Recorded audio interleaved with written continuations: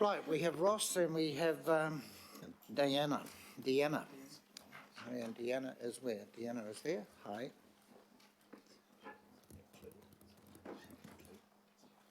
And Claire, is it? Yep, Claire's coming back. Yep.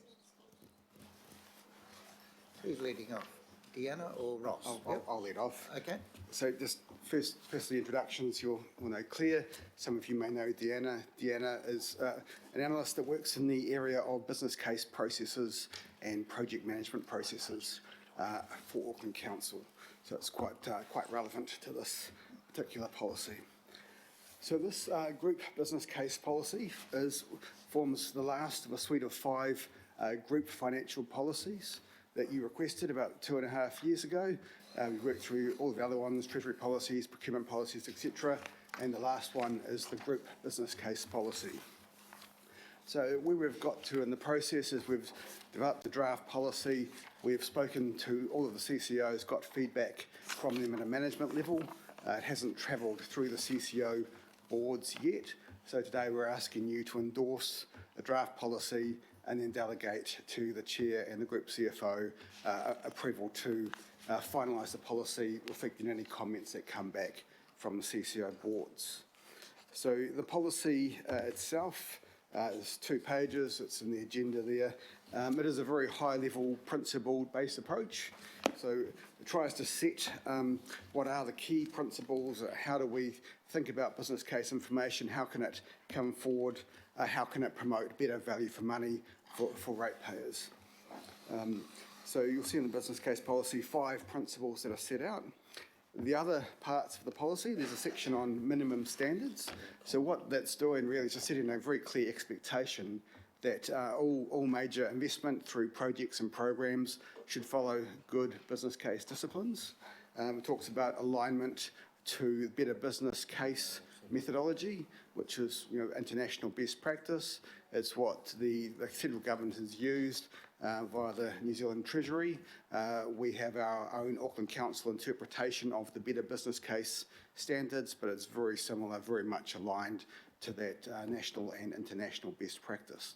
So just a clear expectation that all investment all material investment across the group should follow good project management disciplines and that better business case framework, while also acknowledging that in the case of Auckland Transport, they do need to follow NZTA business case methodology as well. And then the last part of the policy refers to effective governance. So this is, I guess, about setting some clear expectations about how and when should business case information come through to the governing body or a committee such as this of the governing body. So in there it sets out some very clear expectations that a committee or the governing body acting through the chair can request business case information when and to support a decision that needs to be made by the governing body or that committee. So what this policy doesn't do is it doesn't change any decision-making rights. It doesn't provide anything over and above the existing CCO governance framework. What it does is tries to set some very clear expectations about the information that can come forward to help you when you need to make those decisions. It talks about relevant information and then gives some sort of principles around, well, what is the relevant information that's required, and it talks about some kind of thresholds there in terms of the significance and engagement policy.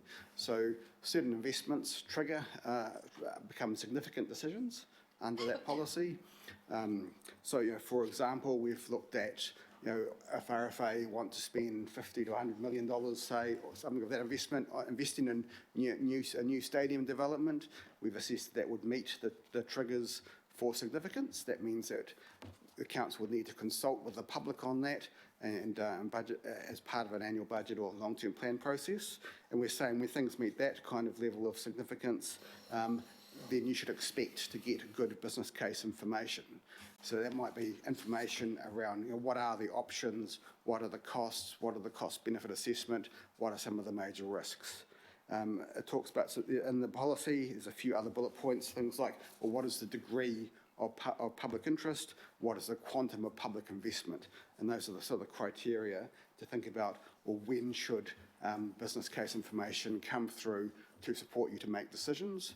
So and here we talk about decisions such as when you make funding decisions. So, for example, when you are making a funding provision in an annual budget, a long-term plan, or also where you are making as the shareholder of the CCOs, you're giving shareholder approval for some transaction. So again, those are the decisions that this committee would already make, or the governing body would already make, and the policy just tries to set some clear expectations about what type of business information should come through when. So happy to take any questions. Thank you, Ross. And if you're looking down under 8, relevant policies and documents, if you go down to the 5th one, it's in brackets where it refers to an alignment with the Treasury standards.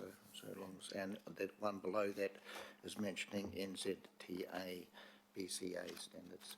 So I have Councillor Cooper. Thank you. I guess mine's, you've got the principles here, but we know so often that we'll do a business case and then it costs often quite an eye-watering amount, and it's always hard to understand why it costs so much, though I do acknowledge that smart people need to be paid decent amounts of money and you need time to do it. But what we see quite often is a business case is done, there's no money, that hangs around for 5 years, and then we go, oh, we need to do another business case. And so when you look at, say, principle 4 about efficiency, you know, not costing more, time delays, and another one, principle 1, about promote value for money. How do we kind of measure that where we don't want to do these things too early, but that kind of chicken and egg thing of you've got to do one to see whether you've got enough money for that, but then you end up doing it again? Because I think that's something that we seem to hear all the time, and I don't think it's efficient. Yes, I think those principles you've talked about are articulated here. I guess all we're doing for this policy is committing to those principles and trying to give that bit of profile. It is a difficult balancing act around how much time do you invest investing in business casing and doing all your homework up front versus getting on and doing the job. I guess we know that there's countless examples of project failures around the world where people haven't done enough homework up front and have come unstuck and quite spectacularly and when they try and deliver things. So yes, it is a difficult balance. I guess we have there are business case processes that go around these things. This is so often you'll do a strategic assessment, do a little bit of, you do the initial assessment, then as you get further along, get closer to procurement, you do more and more work as you go. So if it stacks up, you move to the next phase. Yeah, so are you saying that really, what's efficient is to do the business case when you actually are much closer knowing that you've got the funding to do it, rather than let's see how much it's going to cost and let's see if we can do it? Well, for example, for major infrastructure projects, the Treasury has a whole framework around this stuff where you start off with a strategic assessment. Is it a good idea? Do we think it makes sense? Then you go into a high-level business case, then you move into a detailed business case. So if at any point it's not stacking up, you stop or revisit, and if it is stacking up, then you move through the process. Yeah. Councillor Cooper, that's a good point, and I think Councillor Hulse and myself and yourself, and I noticed Mr. Dragicevic at the back there, often business cases are created by tack-on resolutions where people go away, where the staff are then obliged to go away and investigate something, and everyone knows it's going to be ages away, but tack-on resolutions can often cause issues. And I do remember when the amalgamation of the super city at Waitakere, and I was Chair of Finance, and when we went through, I think we wiped out over $1 billion worth of projects that were so far out ahead that they just weren't necessary in order to get the wish list right down to something more realistic at the time of the amalgamation. So I think it often is up to us at times who create a lot of the extra inefficiency and expenditure. Councillor Hills. Thank you. Yeah, I think obviously it's good to have policy and principles, but I do have, unless I'm missing the detail, but I do get worried about the business case where the line is around decision making, especially around things like the One Local initiatives, or maybe it's replacing something in a park, or something a local board has said we want to do this, and then suddenly we do a business case, and often you're looking at a business case of 30, 40,000 for a item that may be 200,000, and it just seems a little. So it's good to. I hope this kind of reduces that, and maybe there's scope for a business case of a collective number of items, or a general yes, we support playgrounds, or yes, we support what wharfs. I don't know what it is, but it seems sometimes that we are over business casing, and like others have said around, doing a business case in 5 years, the issues you used are no longer there. So it's probably more of a comment than a question, but I am just a bit worried that we use it as not a delay tactic. It's good to have the evidence behind why we're doing something and the need to spend ratepayers' money wisely, but sometimes I wonder if the business case could be 25% of the end item. It seems a little bit frivolous. If the community wants something, the local board have democratically said, we need this, then we should just design the item and do it rather than. So I guess if you've got any feedback of how that's going to work, or. I'd just say that we've got those principles captured clearly here about efficiency, value for money, and business cases being fit for purpose. So the intention and the principles are there, and making it work in practice is always the challenge. We do have within Auckland Council, we have frameworks and guidance to kind of to help in that space. We've done a lot of work with the community facilities team recently to try to improve processes and practice in that space. And was there anything you wanted to add, Steve? Just get Matthew wishes to just add. Oh, sorry, Deanna, did you want to say something? No?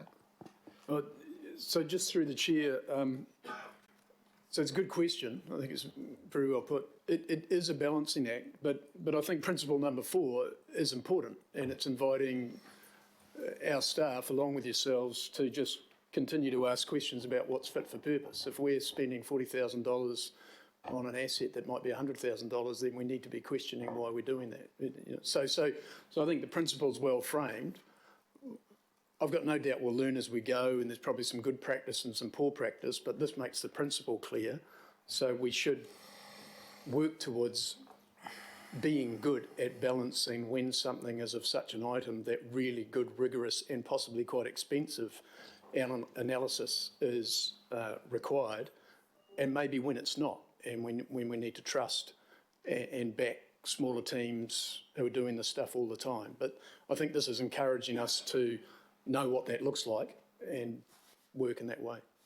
Yeah, I guess definitely with me, if we could have the departments having a bit more flexibility to just go, yep, that's the type of stuff that in the plans and places, or in the Auckland plan, or in the, I can't think of off the top of my head, but yep, that's the type of stuff we do. Sports fields are good, move on, as opposed to jumping straight to a business case because maybe departments think they have to, or they're going to have to prove backwards, when sometimes it's just, oh, that's added another year and another 40 grand and cost escalation to that.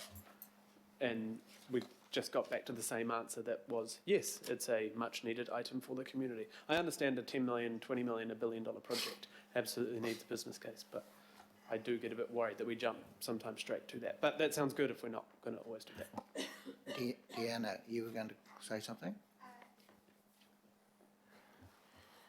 Just with those smaller projects, I think we do look at some of the smaller projects within Council Parent as quite individual pieces of work. So what we're working on at the moment is to bring those up to a higher level where we do business case. So we look at across a range of parks, what outcomes are we trying to achieve, what benefits do we want, and then the business case process allows us to look at options to achieve that and really define the scope. That helps our project managers actually, make good choices in terms of when issues come up in delivering those projects. They know what outcomes they need to achieve and can come back to the right governance for future decisions, further decisions. Yep. Thank you. I have Councillor Darby, Cashmore, Collins and Newman. Thank you, Deanna, thank you for your work here. And the devil's always going to be in the application of this, so it's it's a good policy, and then we need to make sure it actually hits the ground and shows up. So that's where my area of concern is. So I'm very aware of indicative business cases which are almost deliberately missing things to ensure that, you know, you look at an apparent positive indicative business case, but once you get that across the line and you're sort of committed, you know, and then you go into developed and detailed business cases, and then you really start to unpick the things that you should have looked at in your indicative business case. So I'm just wanting some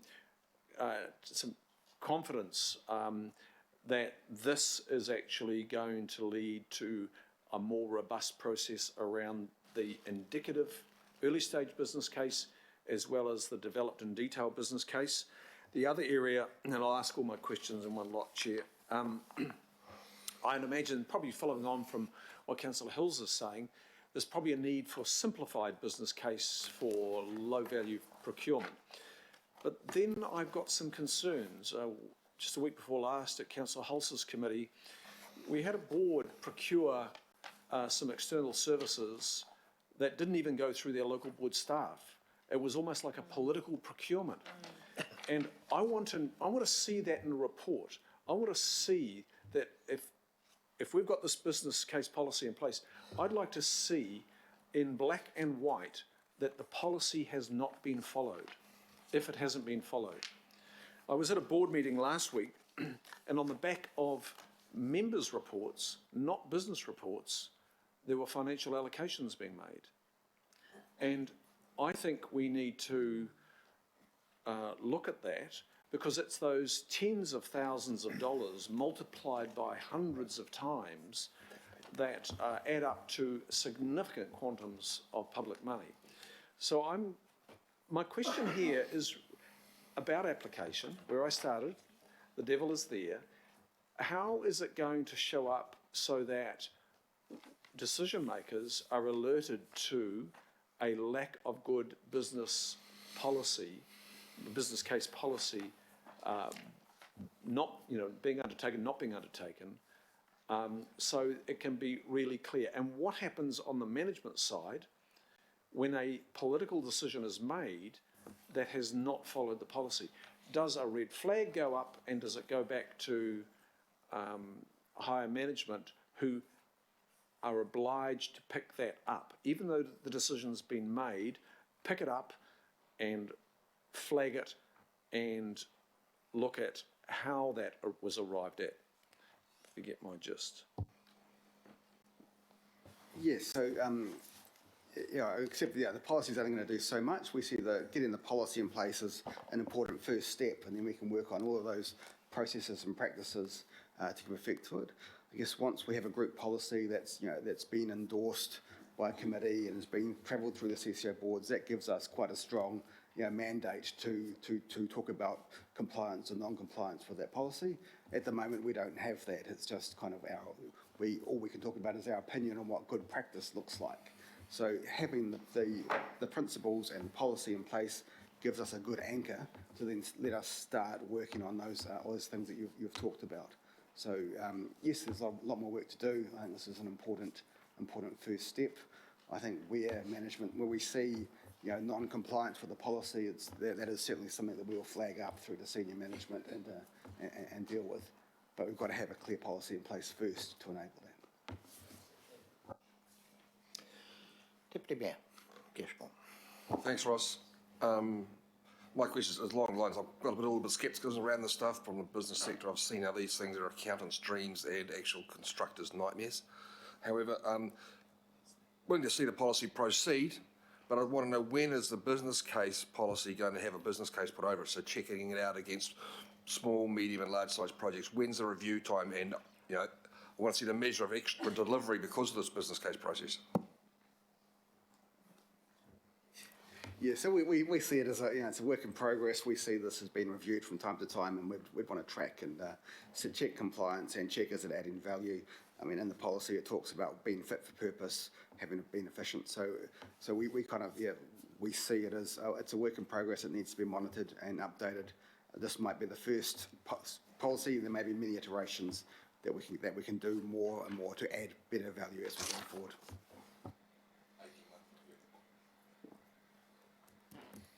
Councillor Collins, welcome.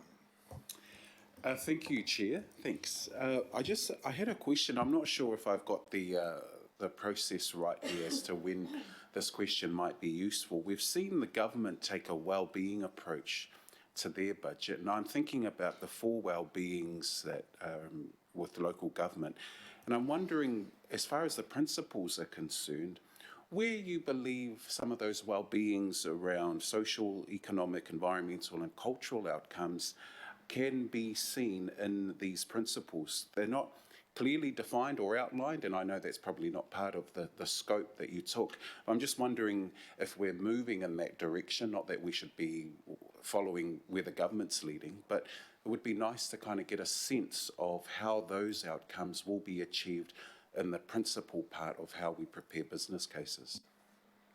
Yeah, sure, that's a great question. The way we see this coming through is that in the business case policy, the key parts are looking at the strategic alignment. Does the proposal, the initiative, the project meet with strategic objectives? So the more well defined the strategies are in terms of achieving different outcomes, the easier it is to do a strategic assessment against those outcomes. And the other piece is in the benefits, particularly in the benefits assessment. I know that a lot of the work central government have done is in terms of their living standards framework and in the wellbeing budget. They kind of recognise that a lot of the assessment of projects was very much fully focused on the economics. Does the cost benefit in an NPV sense stack up? So they were very much focused on, well, how can we bring in other dimensions other than just the economic and financial dimensions? And that was kind of the genesis of the living standards framework and broader wellbeing. So we kind of see this isn't going to define all that for us and move us into the wellbeing space, but it does mean that if we can make progress in terms of moving towards broader wellbeings, clearer strategies, then the business case processes can give effect to that much more effectively. Great. So supplementary to that, Chair, and I'm not sure if it's a question for the officers or for us to go and think about, is at some stage will we see an idea of what your assessment tool, some kind of template as to how we'll see those 4 well-beings, granted the living standards framework that many of us would have read and had a look at? Yeah, so we're starting to think about the next long-term plan and to what extent can some of those concepts form some of the thinking for the next long-term plan, because that is the point where the council needs to consider a whole range of competing demands and come to some key trade-off decisions. So we see that as the key. Councillor Newman. Good morning. Yeah, look, a couple of questions from me. I mean, I won't be voting for A because I think that, to be frank, there's more information that's needed here. So, what happens when you have, for example, a CCO like Auckland Transport, which is contributing to this process? They've got a project which actually is a project with multiple components. Some of it might be about renewal of an asset. Some of it might be about a change in the level of service over and above that asset. And something might actually, a component of that might be responding to growth. Actually, the renewal and the growth component actually really shouldn't be subject to a business case. That should be business as usual.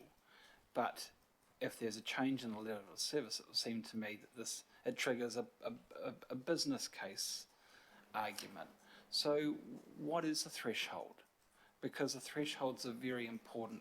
I absolutely agree with what Richard Hill said. What is the threshold here for when this policy has to be triggered? That's the first question. So the policy is very principle based. It doesn't set very definitive thresholds and a dollar amount. It talks about business cases being fit for purpose and acknowledging that the size, the risk around individual initiatives. I guess in the renewal space, we would see asset management plans as sort of being the key driver of where the analysis takes place that justifies what's the right level of spend and investment in renewals and maintenance. It should provide all of the evidence, assess options, and consider the benefits through the development of the asset management plan. Where it's invested in something new, different, responding to growth, an asset management plan may not necessarily cover that, so more work is may be required to consider what are the risks, options, benefits, risks around the other dimensions that are broader than renewals. So the business case policy doesn't go into a lot of the detail, but it sets clear expectations that there should be good, effective, fit for purpose business cases across all areas of major spend. I and all councillors sat in a meeting of the Environment and Community Committee recently where projects worth millions of dollars which had previously been agreed by local boards and the governing body through a long-term plan process around OLIs were then subject to what appeared to be 10 months worth of indicative business case work with analysis and ideas and recommendations, most of which were noted, and then we just carried on what we were intending to do. So what value did that exercise add to this other than making some consultants princely some money? Yeah, I can't comment on the specific projects. If there's a business case, work done, and nothing changes, that may just simply mean we've confirmed that we're on the right track and that we've de-risked things along the way. But in terms of the individual projects and what's changed or happened there, we need Auckland Transport people to comment on the specifics. When will you have more information about the thresholds? Because you're talking about this as a principles exercise, but it seems to me the principles suddenly become the gateway, and the gateway then becomes a very difficult discussion around this table because we want it to go through the gate. But your best advice in your business case is that it shouldn't go there. So when will we have better information about the thresholds to go beyond the principle? Because without that information, it seems to me this is a Trojan horse, and I'm not comfortable with that. It's been difficult. Yeah, so the policy sets out, the principles and the intentions. So we can do more work with Auckland Transport to clarify the operation over time, and we can, at an appropriate time, bring back to you some progress update on how things are tracking in that space, or it can be part of the quarterly performance discussions. There is a workshop with Auckland Transport in early August. It will focus on, I believe it will cover the transport OLIs in particular. Some of the questions may be relevant there. But isn't it the case, though, that this is your document, your policy for the CCOs? It's not Auckland Transport. I mean, Auckland Transport's just trying to get on with addressing our needs. This is your product, your baby, and I'm just wondering, I've just raised Auckland Transport as one example, but you could probably look at all sorts of CCOs. I don't think it's about them refining this. I'm just wondering about the value add of what you're talking about. Because I just want them to do their job. I think they're doing their job. I'm just wondering what sort of job you're doing. So this just, as I said, sets out the high-level principles and policies. As one of the Auckland Council's group financial policies, there is a requirement for CCOs to act in a manner consistent with these group policies. So in the CCO accountability policy, there is a requirement that CCOs follow this, give effect to it. So we see this as effectively an enforceable group policy. Auckland Transport will have to work out, what that means. How do they give effect to this at a more detailed level? And maybe just ask Claire if there's anything she wants to add from CCO governance perspective. I think this, as Ross has mentioned, this does ask that the appropriate level of business case is undertaken and that the CCO board principle 3, looks at that and determines what level is appropriate. It's not up to the council to make that decision-making right or to necessarily set some of those thresholds for their business activity. It is up to the council's right to say, we expect you to have done an appropriate business case and to provide us with the information should we need it to make a funding or a significant funding decision. And so that's the limit of where the policy goes in that respect.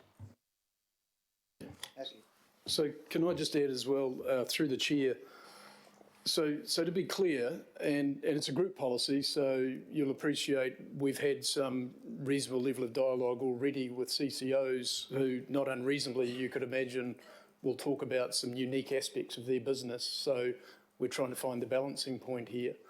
But to be clear, no, so the policy is not prescriptive. We've not specifically turned our minds to thresholds because that gets pretty hard.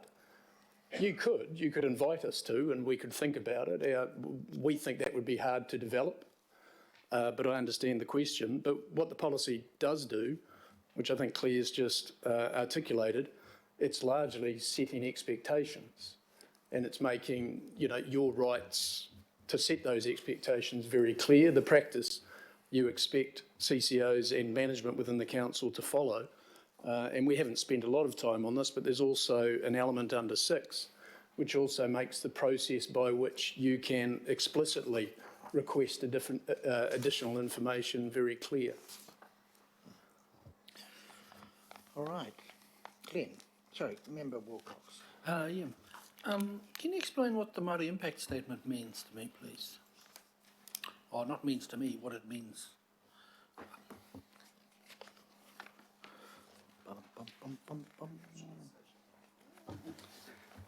So what we mean there is if we have good business case processes and disciplines, that require across the group, all organisations to consider what are the costs, benefits, impacts, what is the impact on all the relevant stakeholders, then that creates more of an opportunity to make sure that questions around the impact on Māori outcomes, Māori wellbeing can be addressed and should be addressed through business cases. So it's just saying adopting this policy in itself doesn't give rise to any specific Māori impacts, outcomes, but it creates a platform for those impacts to be better considered. So, for example, if Watercare is looking at a major wastewater initiative, it creates good business case disciplines would suggest they should consider all of the impacts on all the relevant parties.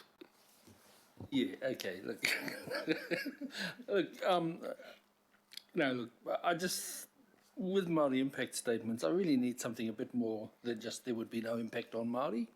Because there is an impact on Māori, and I want to see in an impact statement, Chair, is some alignment with the issues of significance that the statutory board puts out for council.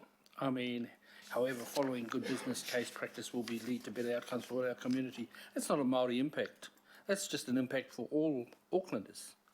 And so I suppose I'm looking for something a little bit more, and I'm looking for a bit more depth in this Māori impact statement, because the reality is, when it comes to business case, a lot of times we forget about the engagement policy 2014. And that is not often that gets kind of lost in these business case kaupapa. I know we're talking about dollars and cents, but Māori are equally interested in dollars and cents. So, Chair, I'd just like to point that out, that I think this impact statement actually doesn't tell me anything about the impact for Māori and how that can help them in those processes. Thank you. All right, so we have the motions. I've got an indication that Councillor Newman's going to vote against, so we're going to note that. We've got a mover and a seconder. You want to speak to it? Okay.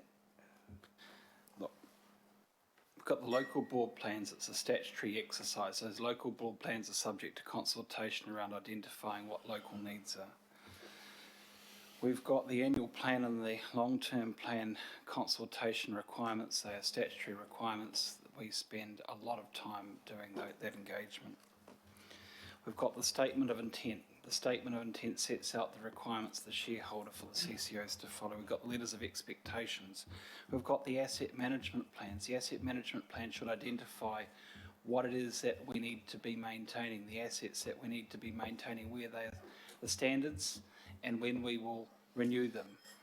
We've got the development contributions policy that sets out the projects that will be subject to growth funding to meet need, when they will be funded, where they will be funded.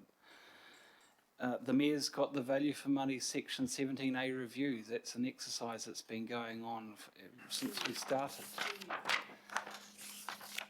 I think that we get to the point where we just try and policy ourselves to the point where we're achieving something that I think is pretty well stated. And yes, we can have a principles exercise, but I do think that there is, I do worry about the fact that there isn't some sort of clarification as to when this won't apply, because I actually don't think this needs to apply much at all. So, and Glenn's dealt with the issue around Māori impact. So for those reasons, Chair, if you could just please note that I won't be voting for A, because I'm not convinced that this is appropriately scoped for adding value.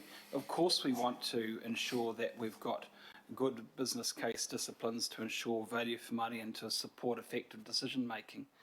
Effective decision making and ultimately a determination of our constituents.